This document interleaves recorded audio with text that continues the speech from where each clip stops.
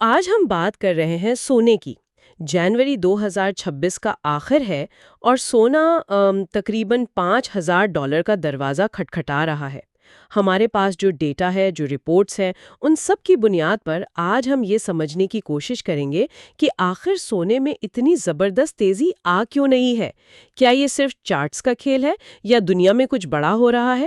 بالکل، اور دیکھیں اعداد و شمار سے شروع کرتے ہیں کیونکہ وہ خود ایک کہانی سنا رہے ہیں۔ سونا جمعے کو بند ہوا ہے، مطلب تقریباً $4,984 پر۔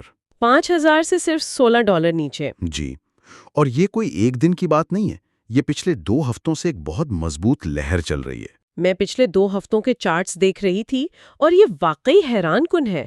پہلا ہفتہ تو ٹھیک ہے، ایک مستقیم چڑھائی لگتی ہے، لیکن دوسرا ہفتہ وہ تو جیسے کوئی rocket launch who.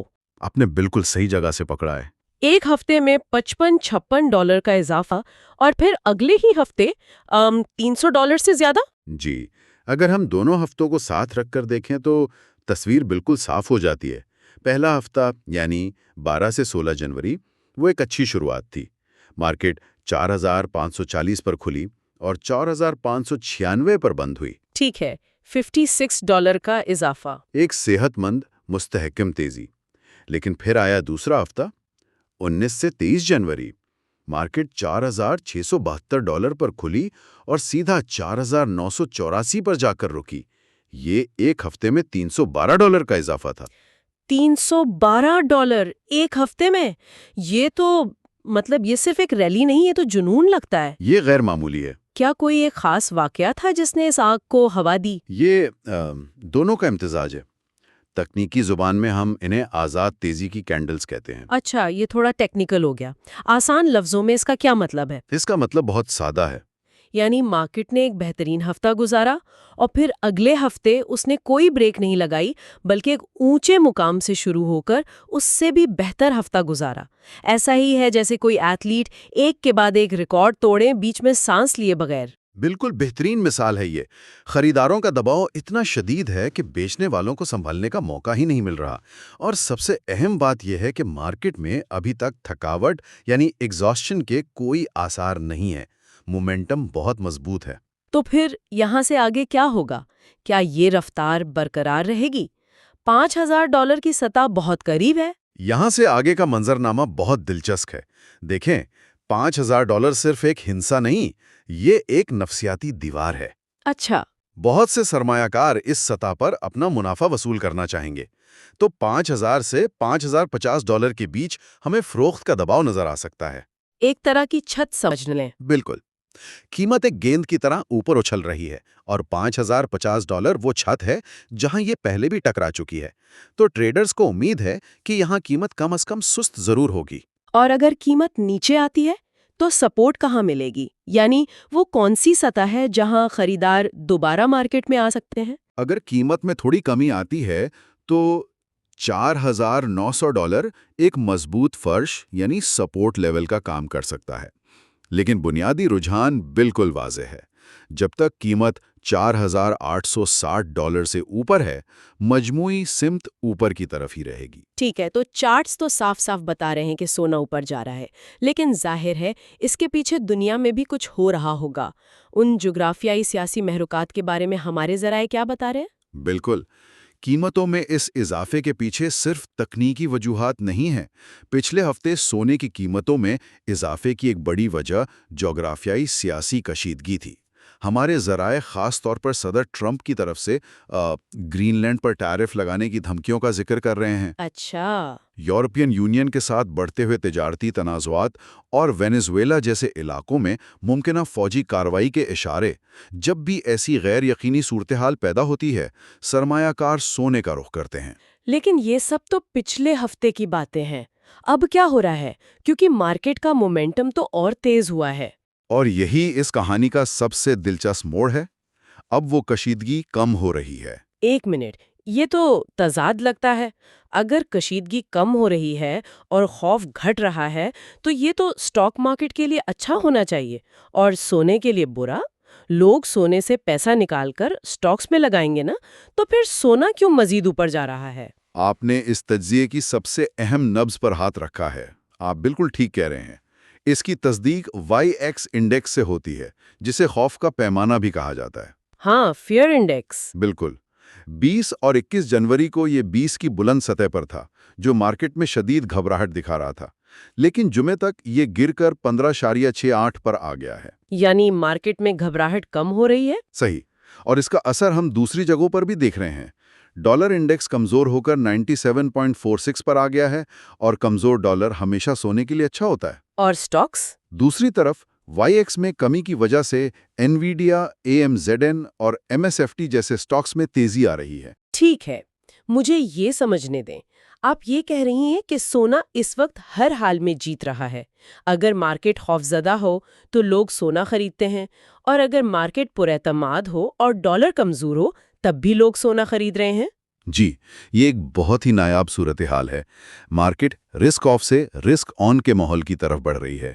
Risk of یعنی سرمایہ کار محتاط ہیں، اور رسک آن یعنی وہ خطرہ مول لینے کو تیار ہیں۔ بالکل۔ عام طور پر رسک آن ماحول سونے کے لیے منفی ہوتا ہے، لیکن اس وقت سونا اس تبدیلی کے مرحلے سے بھی فائدہ اٹھا رہا ہے۔ اسے کمزور ڈالر کی حمایت حاصل ہے، اور ساتھ ہی رسک آن ماحول میں تمام کموڈیٹیز کی طلب بڑھ جاتی ہے۔ سونا اس کا بھی فائدہ اٹھا رہا ہے۔ واو، یہ تو سونے کے سرمایہ کاروں کے لیے ایک بہترین طوفان جیسا لگتا ہے۔ یہ ایک بہت ہی منفرد اور طاقتور امتزاج ہے۔ تو اگر سرمایہ کار اس عجیب محتاط امید والی کیفیت میں ہیں تو وہ اپنا پیسہ لگا کہاں رہے ہیں؟ آئیے ذرا ICI کی منی فلو رپورٹ کو دیکھتے ہیں۔ ICI کی رپورٹ جو 14 جنوری کو ختم ہونے والے ہفتے کی ہے، اسی کہانی کو اعداد و شمار میں بیان کرتی ہے۔ ایک طرف طویل مدتی میوچل فنڈ سے 17.14 بلین ڈالر کا اخراج ہوا ہے۔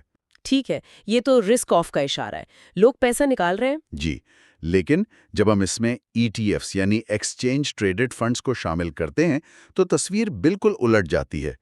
ETFs کو ملا کر کل 55.46 بلین ڈالر کی آمد ہوئی ہے۔ اس کا کیا مطلب ہے؟ لوگ ایک جیب سے پیسہ نکال کر دوسری میں ڈال رہے ہیں؟ بالکل۔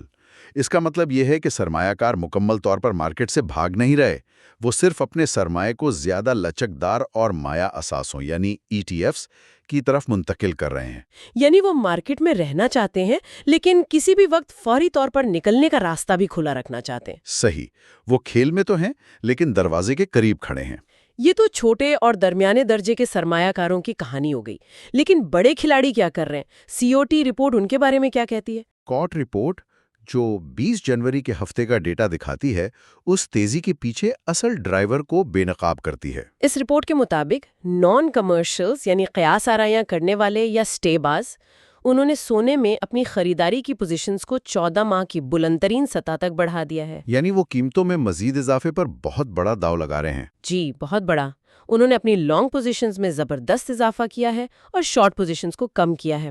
یہ ایک بہت مضبوط تیزی کا اشارہ ہے۔ تو بڑے پیسے والے سٹے باز پوری طرح میدان میں ہیں، جبکہ دوسری طرف جو اصل پیداوار کرنے والے ہیں یعنی ہیجز، وہ کیا کر رہے ہیں؟ دوسری طرف کمرشلز ہیں، جو زیادہ تر سونے کی کانکنی کرنے والی کمپنیاں ہوتی ہیں، انہوں نے اپنی فروخت کی پوزیشنز میں اضافہ کیا ہے۔ یہ بھی منطقی ہے، وہ اس بڑھی ہوئی قیمت پر اپنی مستقبل کی پیداوار کو بیچ کر قیمت لاک کرنا چاہتے ہیں۔ بالکل، تاکہ اپنا منافع محفوظ کر سکیں۔ لیکن اس سے تو ایک بہت نازک صورتحال پیدا نہیں ہو جاتی؟ ایک طرف سٹے باز قیمت کو آسمان پر لے جا رہے ہیں اور دوسری طرف پیداوار کرنے والے اسے بیچ رہے ہیں۔ اگر کچھ بڑے سٹے باز کھلاڑی اپنا منافع لے کر نکلنے کا فیصلہ کر لیں تو کیا یہ سارا ڈھانچہ تاش کے پتوں کی طرح بکھر نہیں سکتا؟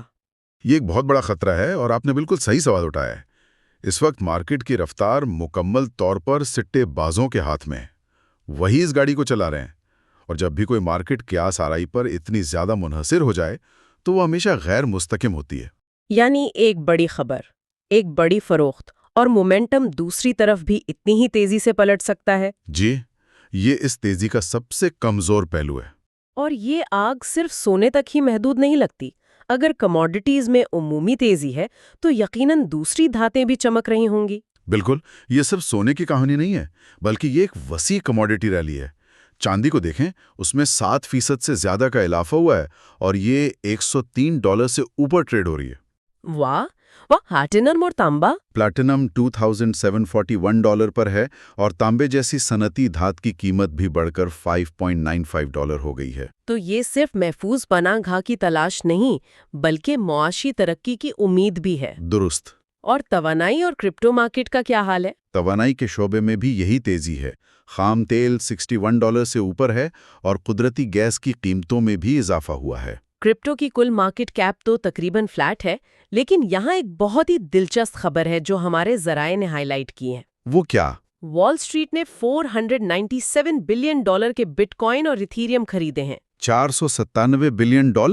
ये तो बहुत बड़ी रकम है। जी, इसका मतलब है कि बड़ा इदारा जाती सरमाया भी अब रिवायती असासों से हटकर ठोस असासों में दिलचस्पी ले रहा है, चाहे वो डिजिटली ही क्यों ना हो। ठीक है, तो आइए इन तमाम नुकात को समेटते हैं।